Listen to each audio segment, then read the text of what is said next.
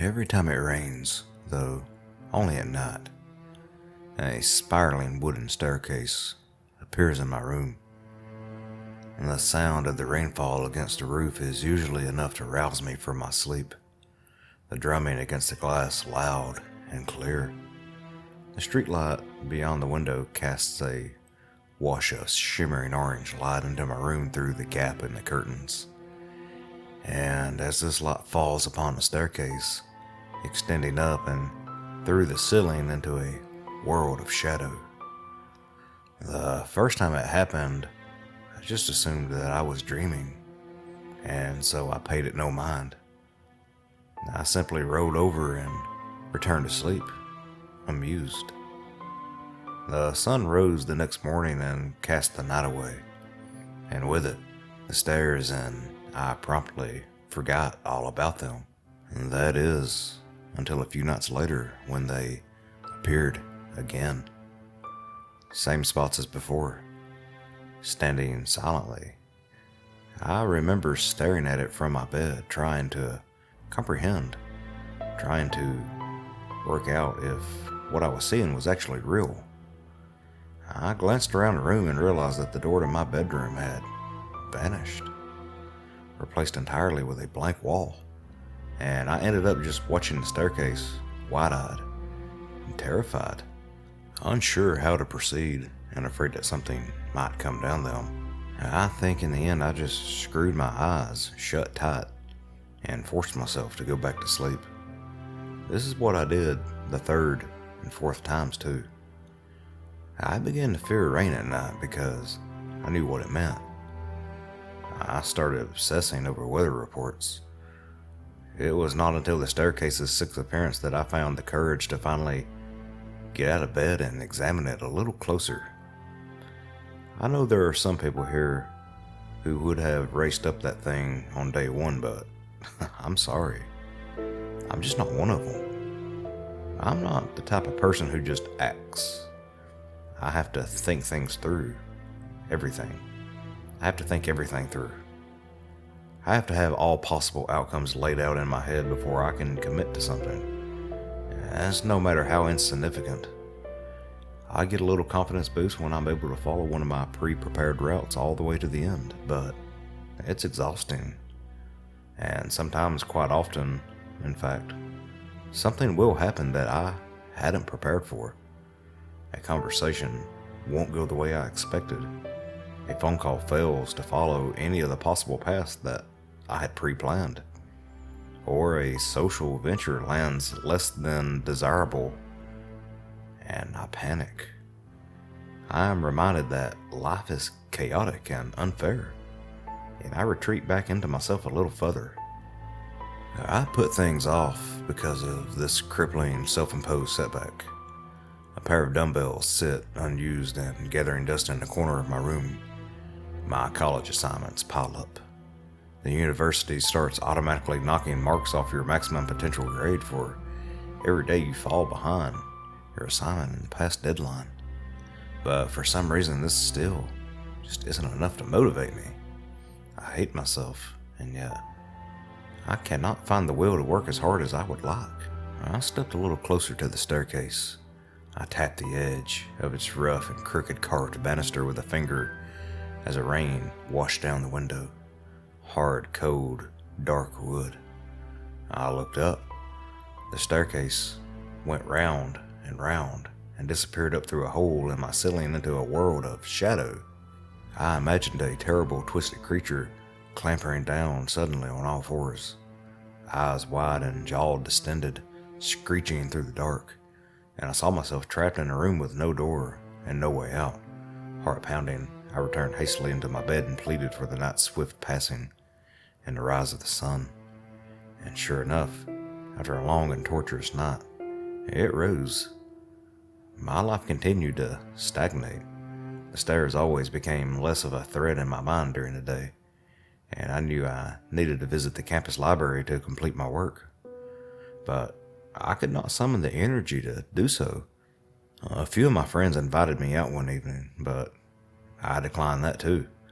I knew the topic of conversation would inevitably flow into our studies and our courses and things that we'd been up to, and I couldn't stomach another night of feeling inadequate and pathetic.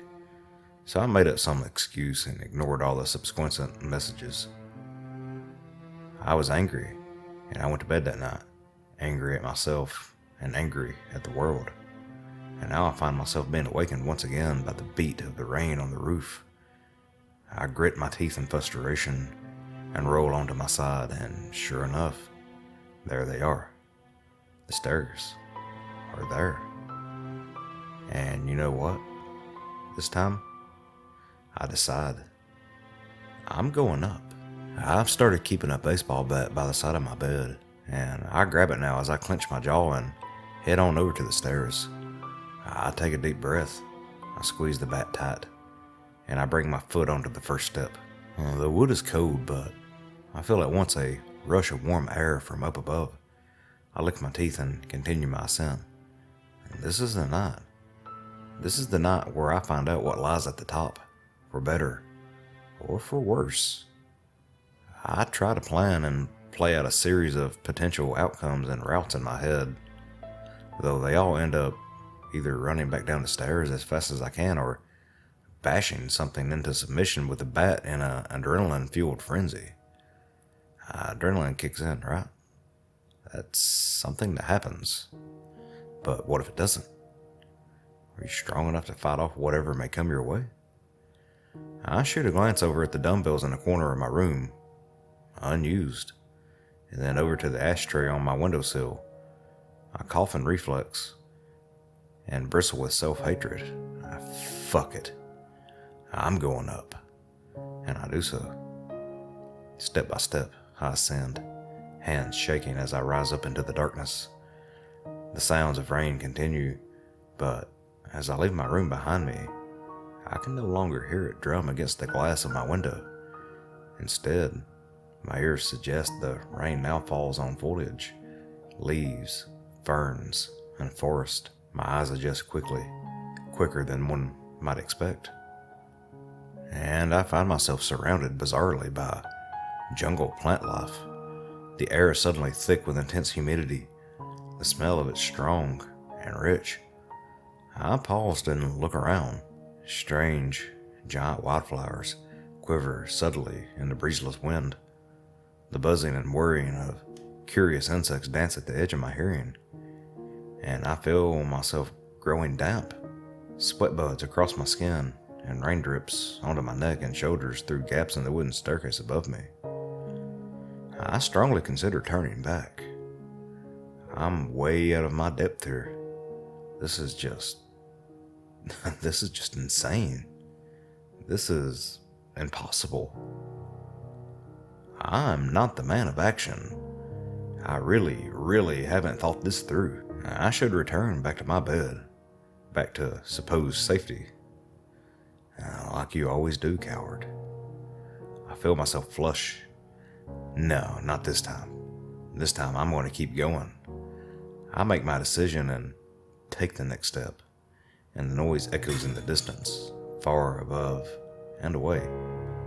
I wait for it to happen again, but it does not, so I carry on cautiously up the stairs, the bat held high. The level of light around me becomes brighter, and awash in green, I confirm without a doubt that I stood in the midst of an enormous rainforest.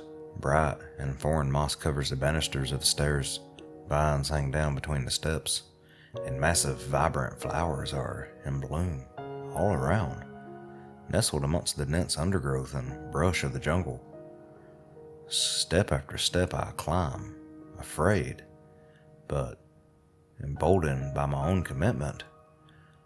The way up and ahead is blocked by huge, heavy leaves. I push through them and break above the canopy of the jungle, and then pause for a moment to catch my breath. My mouth falls open in shock as I do so. The stairs above have ceased spiraling and instead stretch out like a path ahead of me, tucked into the side of the lush green mountain and rising at only a very steady incline. To my left, the tops of the trees fall away below, out and over an immense and forested valley, before eventually rising back up over more mountains in the far distance. The rain pelts steadily into the horizon from gently churning blue-gray clouds, broken through here and there with rays of glittering light. I am overcome momentarily with a sudden sense of destabilization, of dizziness. I grimace and put a hand on my throbbing temple as I weigh my options. Once again, I consider heading back. I wonder if the staircase might vanish in the manner it had appeared. If it would dissolve from beneath my feet, and I would tumble down through the trees and crash into the rough, wet earth below, trapped forever in this strange land. But the stairs never just disappeared. They never vanish before my eyes. They simply cease to be once I've fallen asleep. They're gone by morning, but I've never been aware of a hugely specific time limit, so to speak. As long as I don't waste my own time, as long as I stay awake, I should be okay. I'm rationalizing, I know it, trying to come up with excuses not to turn back. It's scary, but I've made a commitment. I want to see this through. If I go back down and the stairs never reappear, then I'll never know, will I? I'll never know what lay at the top, and I'll have to live with that choice for the rest of my life. So I continue along my way, and ahead in the distance I hear that noise. The boards of the stairs turned walkway creak beneath my feet. I hear around me the calls of strange birds and unknown creatures. I wipe the sweat from my forehead as I push through a row of sticky, hanging vines, thankfully to be sheltered again from the rain by a new canopy of greenery overhead. A colorful frog jumps from the wet, slick boardwalk and into the brush as I pass it by. The wooden walkway follows around the edge of the mountain, then turns to amble deeper into its jungle. I stop for a rest, stretching the muscles in my legs, my mouth uncomfortable and dry. I collect a small amount of trickling rainwater from the plants above in my hands and drink it down. The cool liquid, a welcome taste. But the sound of a creaking board of wood has me splutter at once in despair, and I swivel on the spot and look behind me back the way I came. There is nothing there. It's just a trickle of rainwater through the leaves and shadows and trees and ferns, shifting and shimmering, ever so subtly. I hasten onwards and my pace is slightly increased. I pass the towering trees and the trunks which have been carved into terrifying shapes, coiled snakes with heads like human skulls, strange apes, snarling with wooden teeth, their arms ending in handless stumps crossed against their chests, eyeless parrots, their wings poised and tensed as if ready to take flight. Stairs are made to be climbed, I muttered to myself over and over. They appeared for a reason. If this world wanted to harm me, they would have just sent something down into my room. I'm supposed to be here. I repeat this several times. I'm okay. I'm supposed to be here.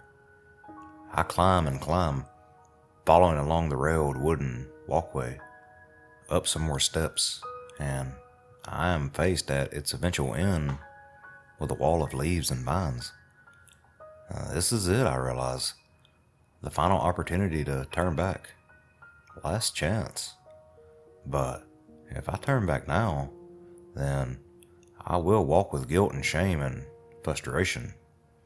And if the stairs never reappear, then I will carry these feelings with me for the rest of my life. So I take a deep breath of hot human rainforest air and pass through. The noise is loud. It reverberates through my surroundings as I make my way onto the other side. I find myself staring at the edge of an enormous wooden temple. A small waterfall rumbles down the rock at the far side of the wide hall, and around me are arches and flittering fireflies glowing gold in the green gloom. Looking up above the wooden arches, the walls of the temple extend high up into the sky with trees, to the extent I cannot see the top, and there's movement all around. Long, creaking, and ever-changing, narrow wooden bridges grind from place to place. Carved gears turn as they splash water onto the boarded floor from up above, and wooden discs that must be at least half my height drop down through gaps. They roll through, constantly shifting platforms and changing walls and barriers, and over and across as the bridges as they are carried various routes around the temple. It's like nothing I've ever seen. The clank noise, I realize, is the sound of the bridges suddenly moving, clattering with its agent gear as it directs the flow of the discs down a new path. Stay calm, Devin, I tell myself as I walk through the central hall, my footsteps heavy on the wet planks below. Stay calm. I make my way towards the little waterfall at the far side. I take in the unsettling carved wooden statues around the base of the pillars and the arches, and I realize they are all of me. I swallow, my mouth again dry. Some of the carved copies watch me pass in silence. Some of them have their heads in their hands. Some have turned to look over their shoulders as if checking behind, back to where they came. None of the statues look happy, and there is one of these idols that differ from the rest. It becomes clear as I approach the waterfall, sat cross-legged between two flowing vines in the form of a carved old man. Moss creeps up his sides and his chest. The wood has darkened with age and with water, and atop his neck is a head that is split into two faces, one facing to the left and one facing to the right. The face to the left has a beard that is carved to hang straight down, whilst the beard of the other is curled up and all around his jaw. Neither face has any eyes, and the statue moves. Devin, says the faces together in a joint voice that sounds like the splitting of a log.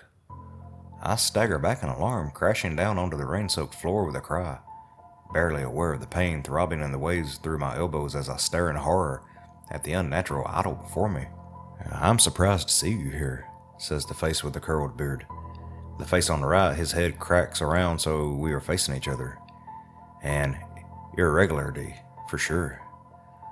The head cracks around to the left, and the face of the pointed beard speaks in turn.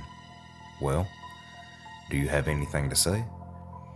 I stammer in disbelief, in shock, shaking on the ground as the bridges shift softly overhead. The left face sneers. You have always disgusted me, Devin. You're weak. If you have nothing to say, then be gone. I rise to a shaking stand and respond. I am not weak. A bridge on the lower level than the others grinds and shifts. I glance up to watch it connect to a new segment of wall, and a series of discs go rolling across it towards their new destination. A statue's head cracks to the right. Your first chosen words were a statement in place of a question. I'm impressed, it says. Perhaps your little journey here has done something for your constitution. Perhaps, I reply, cautiously, heart pounding. Perhaps you'd like to tell me where my little journey has led me exactly. The mouth of the face on the right stretches into a grin, with the sound of a branch being torn from a tree. Clever, he says, avoiding another question. But you did so as a reaction, an act of deference to me. Think for yourself.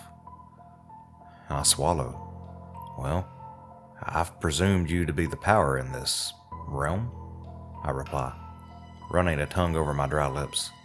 And it makes sense to follow the cues of the authority when in unfamiliar territory. Interesting, the face replies. I wonder how well your presumptions have carried you thus far. Its head cracks around to the left before I'm able to respond. What is it that you want, boy? The face asks. Speak now, and speak well, or I will cast you out. I grimace and take a slow, calming breath, holding back my fear.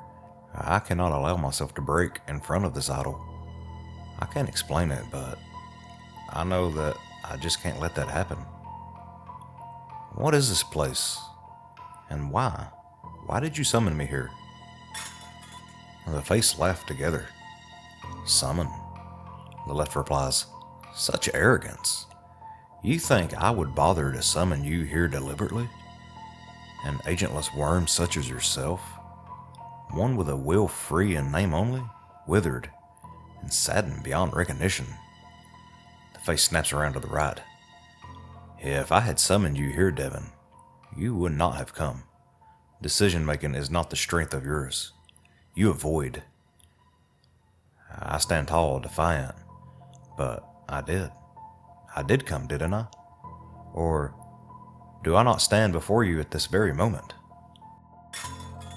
A bridge pulls out from the wall and slides around to the right angle directly above the statue's head, and a collection of discs roll down along their new path and into the opposite wall above.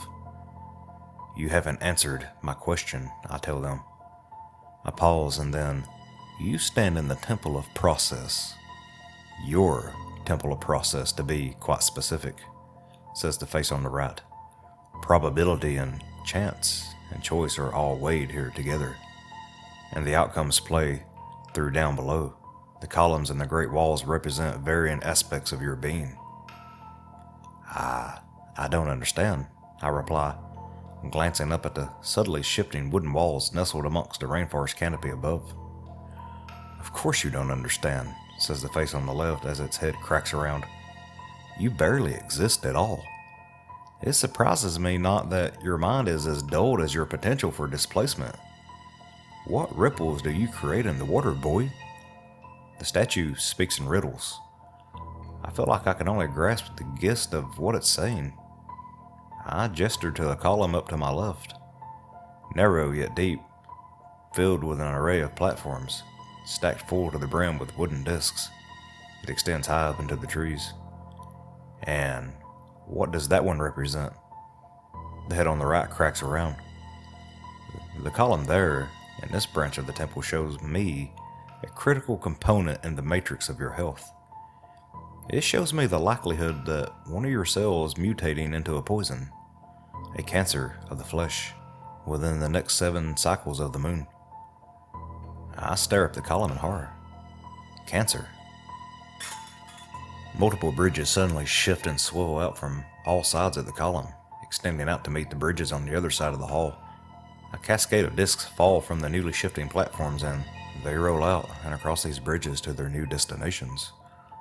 What just happened? I asked the statue. Why is the column changing? You just gave up smoking, it replies simply. What? What do you mean? How could I just given up smoking? How could you know that? 4 questions in one. The face to the right replies sadly, and his head cracks around to the left. It's a truth. A decision was made. Former outcomes have sealed themselves off and new outcomes have opened. Is this how you wish to spend your time here? As a gaping fish, blubbering over the simplest of concepts? And what if I change my mind? I retort, bristling with fear. Just to spite you, let's say I smoke a dozen cigarettes upon the return to my room. The angle of the bridges above me changed slightly, enough to slow down to the descent of the discs. They creak and groan and drip. Then that will be an excuse of will, the face replies. And Janice knows you need it. I stare up the creaking bridges for a moment in thought, then watch as they return to their angles, and the discs continue their descent into the new locations, rolling noisily through the temple. Holy shit. The implications of a place such as this. I am unable to keep myself from playing my entire life out through my head, weighing on all my past choices and decisions, mistakes and triumphs, few as they are, all swirling, crashing, and melting against and into each other. The statue rises to his feet. The motion is horrific. I'd only just gotten used to its faces. Now it stands as an ancient wooden monstrosity, and I can feel a sensation of sickening vertigo twist and tilt my now fragile hold on reality. Get a hold of yourself, boy. The face on the left shouts at me as the bridges begin to shift with rapidity, shaking in the foundations of the temple as they do so. You don't belong here, says the face on the right. Return to your life. Go on as you were. Allow me to return to my peace. How much have I missed? I choke out. How many outcomes have I closed off? How many for good? The statue clenches his fists as splinters rain down upon us. The ground shakes. You wait for a coming change. A great fix, says the face on the right, in a tone deep and solemn. You wait, and you wait for external forces to push you into one direction or the other. The head cracks around to the left, but you fail to see that there will be no great change. The external forces rush by like wind over the rocks as the cells of your life and your energy mutate, one by one. The head shifts, and both voices speak together. Nothing will come of nothing. The ground shakes. Get him out. The voices roar, and I spin to see my copies, the statues of myself around the temple, stagger awkwardly from their podiums, stumbling towards me with viciousness, arms outstretched. No, no, no, I shout. I can't allow these things to control me. I am the master of my own destiny. I have to be. And I haul the bat up high in a tense and shaking my hands, and bring it around in a wide arc, smashing it into the side of the closest copy's head, with a deep and echoing crack, one which splinters the wood and sends the statue reeling to the floor with a series of loud thuds. I bring the bat up high. I heave it down as hard as I can onto the splintered head. It shatters in a shower of brown and green. I bring the bat around again. I swivel and smack it with the grunts of deliberate force into statue after statue, sending them all sprawling to the ground. I back away as I do so, retreating to the temple's entrance and the gate of the vines. I hold the bat up high and I call out to the idol with the two-faced man. I'm going, alright? I'm going. But I'm going on my own terms. Not yours. The decision is mine, and it's mine alone. The statue opens both his mouths, makes to speak again, but I choose not to stay and listen, instead, and run from the approaching statues, sprinting back across the boardwalk through the forest and the rain. I slip and I stumble, but I do not slow. Lightning crackles through the sky in the distance, but I pay it no mind. I hurtle back down along the wooden path and around the edge of the mountainside. I feel the wood beneath me start to creak. I put my hand on a rail for support, and it breaks clean off, falling down into the jungle below. Oh no. Oh fuck.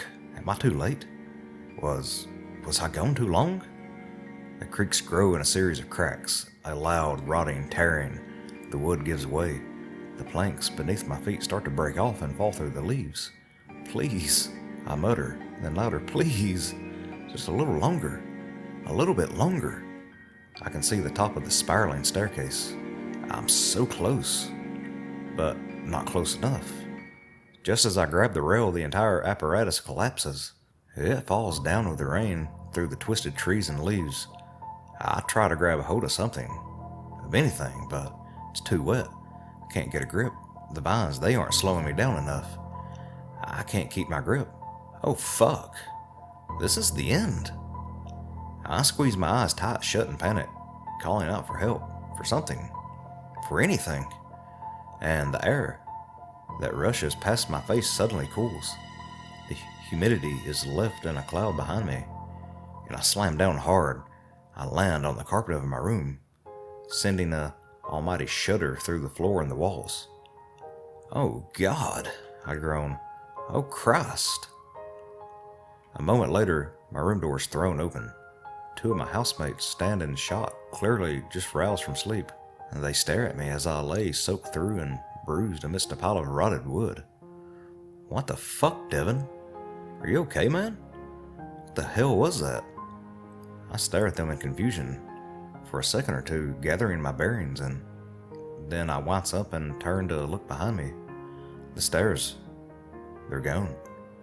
The sun has begun its rise and the rain is letting up. It patters gently against the glass of my window, and I laugh. I stagger to my feet, kicking away the wood and nearly falling if not for my housemates jumping forward to help me balance. I thank them and I stumble to my chest of drawers, throwing on a change of clothes from my college bag. "Devin," they ask me as I hastily pull on my shoes, "what are you doing? Where the hell are you going? It's 5 a.m. I clench my jaw and massage my wrists before hoisting the bag onto my back and pushing towards the door. "You know what?" I reply with a wave. "I'm going to the fucking library. And then, I think I'm going to the gym."